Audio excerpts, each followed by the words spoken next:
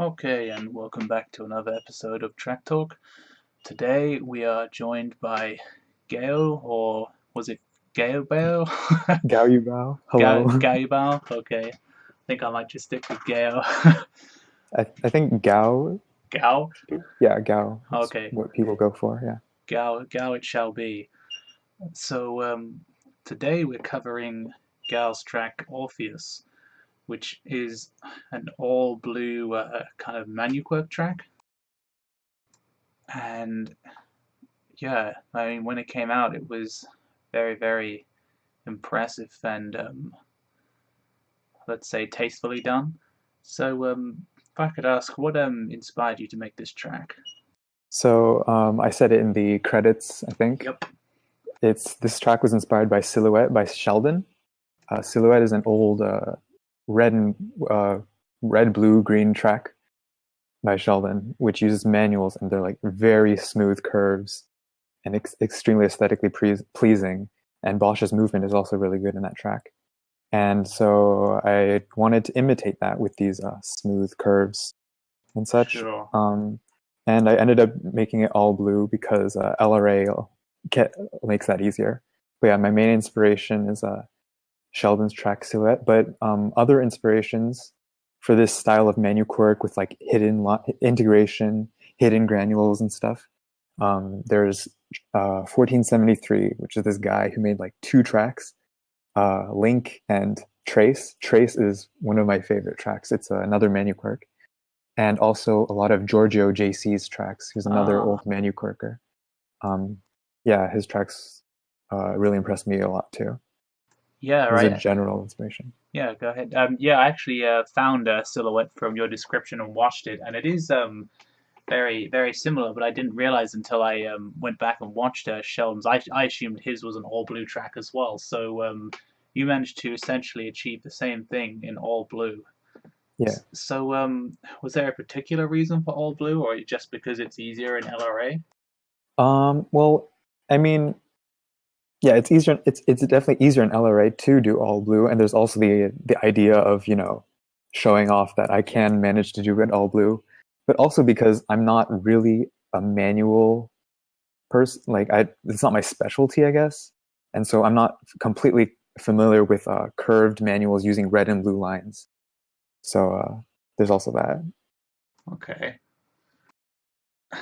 So Yeah, so it's partly a just because you can kind of thing, yeah. but partly just to kind of It's an like ease. It's the easier for me too. yeah, awesome. But didn't wasn't it you who made Well Tempered Manual though? Yes, but those aren't curved manuals, you see. Okay, because you're like, Yeah. I'm getting confused. You're like, yeah, I'm not really known for like my manuals. I'm like, wait, hang on a The second. thing is, the thing is, I don't think I have a particular style. I think manual quirk is more my style. I've never really done a high speed track. I'm not able to maintain high speed for a long time. But Right. yeah, but I wouldn't say that I'm fully invested in manuals. But that's true. Well-tempered manual is blue and red, but those are XY lines, and that's a very different thing. That one was an experiment to see how well I could balance manuals um, on during a long period of time. But another track that was all blue that's also manuquirk is Eurydice, which is actually the predecessor to this track, since this one's called Ah, Orpheus. Eurydice was Orpheus's wife in Greek mythology. And so, okay, yeah, that one was also all blue. I think I have it right here. sure. Yeah, this one is also all blue. Wow. This was like the first track that I was really proud of. And yeah, it's a bit eclectic, but it was all blue. Yeah, that's awesome. I guess the main difference between this and Orpheus is a lot more, shall we say, like themed and like kind of tightened Yeah, up. definitely. I definitely tried to stick with a theme. I feel like this part here, these I oh dear, there's the music. Sorry. Well, I mean, you probably can't hear the music, It but doesn't come through anyway. yeah, Yeah, it's gonna bother me. yeah, Um, let's see, this part right here, where Bosch is stuck in this little area. I feel yeah, like it kind of breaks the theme because all the previous stuff, because I was here before LRA, yeah. and so here a lot of the stuff there's no like 10-point cannons or red Yeah. multi-lining. But at this point, I really heavily use LRA in order To to abuse them get through Bosch that. out of there. Yeah. Yeah, because that was one of the toughest Man, parts. you did fit him for a very small gap there, so kudos. Yeah, Yeah, and that's pretty yeah, nuts. I'm actually pretty proud of the results, Yeah. but it's definitely it kind of breaks the image. Now, another thing that I kind of almost didn't realize until I watched the track about 3 times, I guess, is there's a lot of really well-placed recycles in this track as well. Was that Yeah, part of the theme? Because Silhouette doesn't have it quite to the extent that this does. that's true. I like to recycle things. I don't like making a bit of track and then moving on to another, like making a bit of track here and then moving to a completely different area and never coming back. Right. And so, yeah, there's always a little bit like this. Oh well, this part which is Yep. taken twice. Yeah, and there's no stabilizers at all, I should add. Yeah, and that's a all thanks to LRA. I think what I did. Did you use the onion skinning or the Uh, well, I didn't really use onion skinning, but I basically would put Bosch like maybe somewhere around here, and yeah. then I'd fiddle with the last lines that I Oh, drew. yeah, yeah, that's kind of more what I do. Yeah, fair Yeah, enough. the live editing is a really good and allows for a lot more. It makes all blue tracks a lot more possible. Yeah, that's awesome. So, Yeah. I guess we've kind of covered the theme then. It's just kind of very smooth and aesthetic lines with kind of scatterings of manu quirk to stabilize it all and keep it moving. Yeah, like definitely this part here was Yeah, that's this. probably one of my favorite parts because it's just like pure. Yeah. And like, does this part switch with? Yeah, there's like literally nothing here. Or have you got any? You haven't got any hidden lines. It just No, rolls. no. That's amazing. It's actually not that difficult. What I did was I would draw a bunch of lines Yeah. and then I'd fiddle around with them and watching Bosch, and see a Bosch in a balanced position, and then I would go on. Um, Um, yeah, I think. this is actually Yeah, go sorry. ahead. This is actually like I don't know if it's a reference or was it like in subconsciously inspired by a track that was a collaboration between Serial and Hedgehogs for Me called Monkey Feet, and Ah, it's an incomplete one because Hedgehogs for Me left, I guess, but okay. towards the end of the track, Serial made a part with wavy manuals, and I mean, I guess wavy manuals have always kind of existed, but his was all red, I think. But I think that kind of inspired this part. Right. So, yeah, I mean that's one of the most. I think blue manuals might be possibly one of the most difficult techniques to actually master. Really. I mean, we Well, have. I think, I mean, yeah, blue manuals are hard to master, but I think they're hard to master in the same sense that like the whatever Giga quirk is happening right now is hard to master. Well, not in the same sense, but they're both hard to master. It is. They're just very different sides Yeah. of Line Rider. Yeah, that's true. I mean, I think it kind of depends because there's kind of like the thing about a lot of quirk though is that there's kind of like absolutes. Like you know that if like X is in a certain position, something will happen. Yeah, But like with the manual, it's so much more like intuitive. that's true. I That's mean, true. quirk is intuitive too, but I think this is kind of like a step beyond that. That's true. It requires a more. You can't look frame by frame. You have to look Just look at the big like 10 picture. frames ahead in order to see like does this manual turn in the right way. Yeah. Yeah.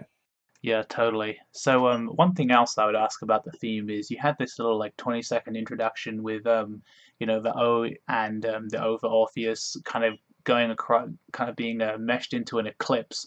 So, is that something to Yeah. do with the story of Orpheus? Is that tie in with Not this really. track? The thing is I have a habit of editing the videos for the tracks, like Yeah, putting an intro, putting credits and stuff, color replay. yeah. And so the problem here was that I didn't have a lot of footage.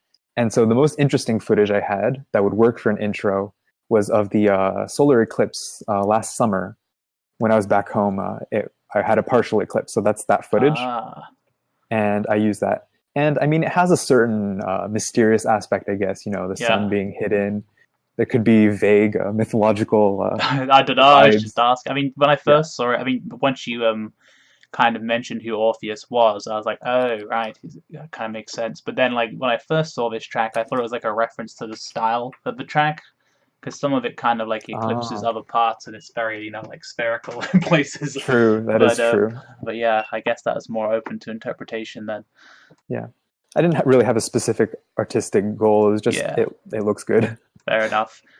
And that would lead me on to the song choice. Like, how involved was the music? Did you make it with the music? Did you add the music after? Like, how did it go? In this track, the music was not the main focus. Yeah, I think for basically for this whole part, I didn't actually pick a song.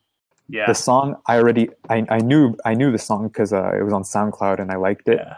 but I didn't really But yeah, that part choose to is pick to there. sync the song. But yeah, once it gets to this part and there's the cool down in the song, Yeah, this is definitely intentional. And then I mean, I tried to sync it up here. I didn't really succeed, but yeah. yeah. So at the beginning, it wasn't. It was like a song that I chose halfway through, but in this track, it's not really focused on the song. Anyways, it's not a synced track. Fair enough. No, Yeah, not a completely synced track. There's one sync. awesome. Yeah, because there are some parts in the song where it does like sync up to the kicks, and it works pretty cool. Like right near the beginning, there's a bit where the Oh yeah, bass I kicks. definitely went once I picked the song, I Yeah, made it so that this kick right here was the yeah. like that first part. Yeah. Yeah, that was nice because it kind of like draws it in and ties it together nicely. Even if the rest of it doesn't, you kind of get the feeling of them being the same.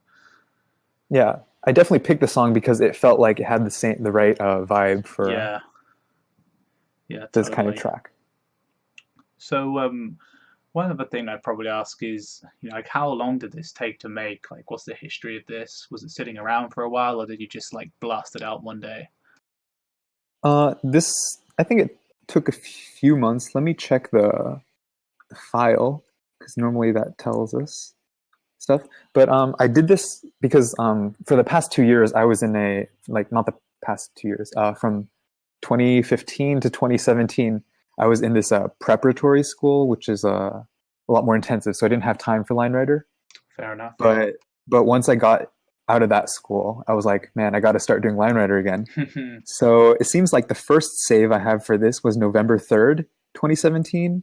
The last is November 12th, 2017. Yeah. I'm actually surprised it took only 9 days, huh? Well, I guess so. guess the bug picture. Wow. Because yeah, I know there's like a lot of people who release tracks like, oh, I made this a few days ago and stuff, started this a few days ago, Yeah. but I'm not in that sort of fervent Yeah, like track making mode. what do you call it, like obsessive compulsive mode, Yeah, or just yeah, demented mode. I mean, yeah, I'd say I probably will kind of fall into the more obsessive one. Like I'll get hit by an idea and I'll just be doing nothing else for like yeah, three yeah. days. So yeah, I think the last question I normally ask for these tracks is there anything about it that you didn't like or that you would change if you could? Oh, there are plenty of things. Oh, Let me see. Well, first of all, this is probably not a word that comes up very often now, but the flow of this track is definitely not the best. I'm not looking for an example because the flow. I mean, the flow was a concept from a while ago, pretty relatively controversial. Um, that was basically like your track has to move well. I've never been good about this. The people ah, who I think are the best at flow, I I recognize that I did not reach their level. People like Opal Writer. I don't know if you've seen any of his tracks, but Opal yeah, Writer was really good at flow. But the problem with that is that I think what happens for those types of track makers is that they tend to erase a lot of their track if they realize it's not good. ah, I don't. I have a tendency to be like, it's not good, but I made it, so yeah, might as well keep it. yeah. Fair So enough. there are parts like here where I just, oh god, it's not speeded up. Parts here, well, it's choppy, but uh yeah, this place where I recycled this, and I was like, wow, that's really cool, but it kind of becomes awkward. Almost, but that's actually one of my more favored parts of the tracks. I think you actually recycle that one line like 3 times or something. Yeah, yeah, it's definitely impressive recycle wise, but sometimes, I mean, for some people, recycling the most isn't necessarily the right thing to do. Obviously, For like, sure, yeah. I mean, recycling is still really cool. Tracks like retrograde and protograde are really amazing.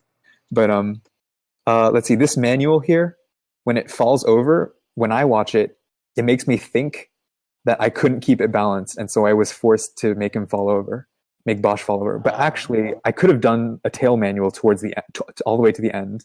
Yeah, And so it's just that the tail manual didn't go on for long enough, in my opinion, for it to be really established that like it's a wavy blue manual. This part isn't really like after the manual isn't really synced to the music, yeah, and it's kind of messy. Um, and then of course the ending doesn't actually match with the music. Like yeah, the last cymbal hit is like somewhere around here, and they still have to yeah. go here. And But then it those are jumps small after. things. Yeah. Yeah, fair enough. Um, like I already mentioned, this part here, this potato, it kind of doesn't match with the rest of it since Bosch stays in this area for a long time. Yeah. But in general, I mean, I'm pretty satisfied with this track. Yeah, I don't think it's perfect, but I do like it a lot. To be honest, like most of the things you're talking about aren't noticeable like to other people really. I think. I mean, maybe some Mm. people would pick that out, but I mean, when you talk about the kind of long tail menu that you wish you would have extended. I mean, I've had stuff like that in the recycling track I did. Endless. Like, there's a point where I kept recycling the same nose well, like the same nose manual like a bunch of times, and then like because the music changed, I decided to like switch it up to like a tail manual, so it kind of Yeah, like like flowed better or synced better or whatever. But then like I lost all the speed, so I had to kind of like end. I mean, you're like, do I keep that or maybe I should have just made it a nose manual the whole time. So it's like that kind of stuff. I think just kind of happens in tracks. You just kind of have to like make the best of it, kind of thing. yeah. So yeah, Red, do you have anything else you'd like to say about this track? Let's see. I have a few notes. Okay, sequel. Okay, inspired. Yes. Uh, let's see. This slow part. Yeah, we're using LRA is easier. Oh, right. This part here. One of the parts that where I tried to do something is here.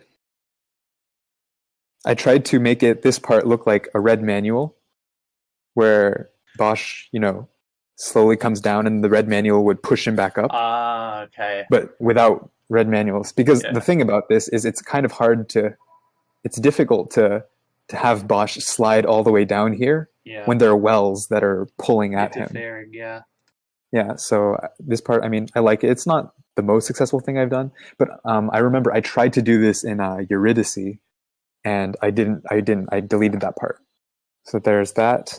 And another thing that I'd like to say is that, like, in general, in my tracks, something that you may notice is that the tracks generally go up Mm, and to the left, yeah. which is a lot different from what tracks that I see even in the past and now, which generally go and down into the right. Yeah, that's true. And I mean, one of the reasons this might look a lot different from other tracks is that there's a lot of space recycling. I don't know.